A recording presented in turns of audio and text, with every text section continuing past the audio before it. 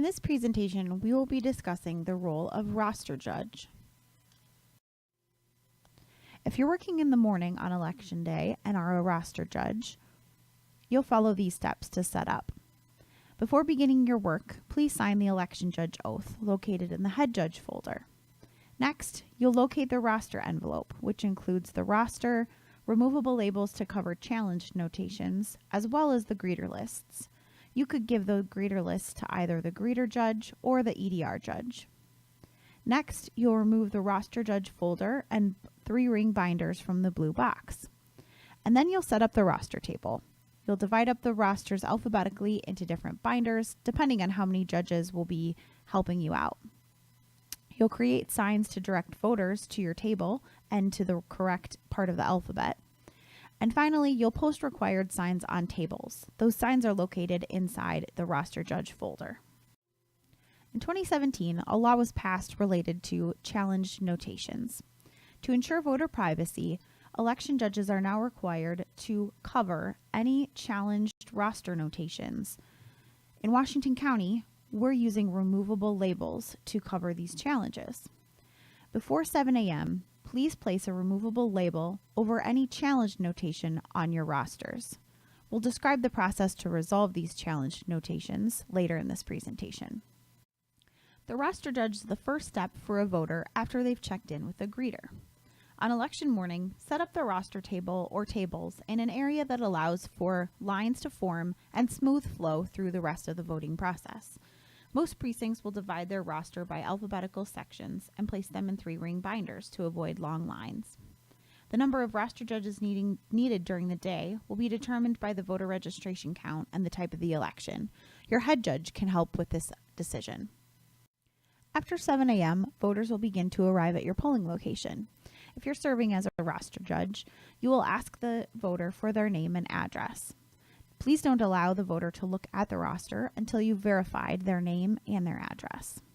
If they have a name change or a new address, the voter is allowed to vote today.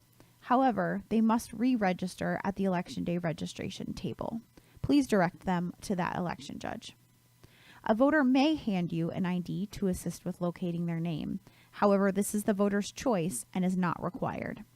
You may want to note to the voter so that others around you hear that this is not a requirement and that no one is required to show an ID in order to vote. If you're having trouble locating a voter in the roster, here are a few things you can try before sending them to the election day registration table. You can check the spelling for different variations of their name.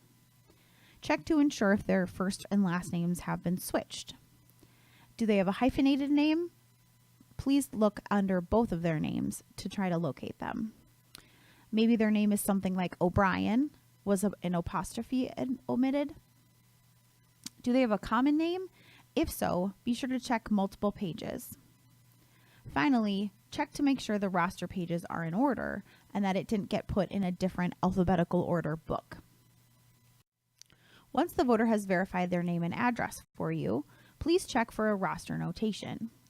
Like I said, we'll address resolving roster notations in a future slide. If there are no roster notations, you can point to the oath and instruct the voter to sign. The voter should sign in black or blue ink only. By signing, the voter affirms the oath of eligibility. You may encourage them to read the oath, but there's nothing we can do to force a voter to read the oath. Just point out to them where it's located. Once they've signed, give the voter a receipt and direct them to the demonstration and ballot judge table. If your precinct has multiple school districts, please be sure to give them the correct voter receipt. You can find the school district number where the voter lives located on the roster. You'll hand them the corresponding voter receipt. If a voter signs the roster and then realizes the address is incorrect or they've changed their name, they will need to re-register.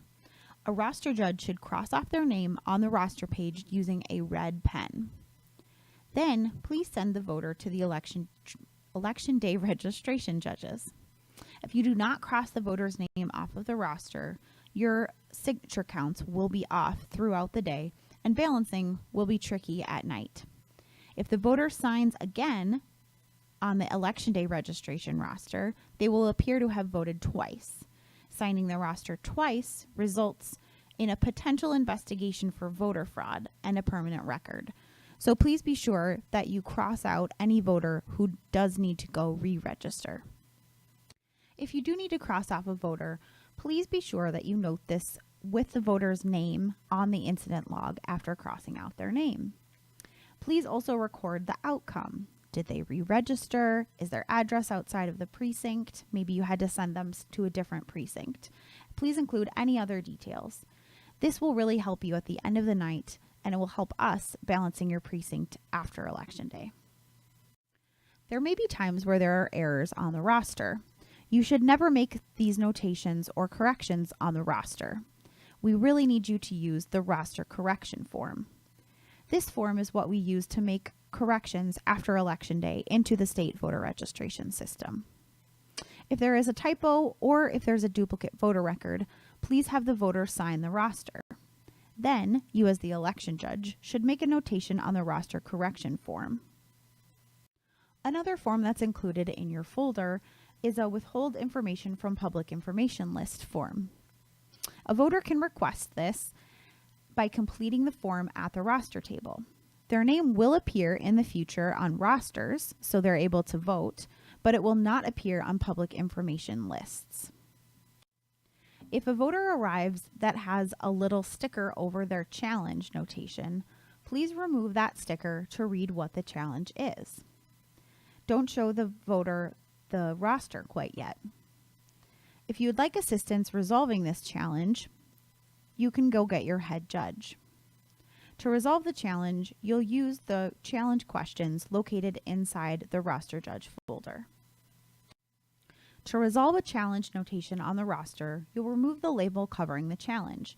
Then you'll use the challenge questions found on the back of the roster judge instructions form. Please be discreet when asking the questions of the voter. If the voter is able to successfully answer the questions, the challenge is resolved. Please have the voter sign the roster page and replace the label over the challenge. If the voter is not able to resolve the roster challenges, please direct the voter to the head judge.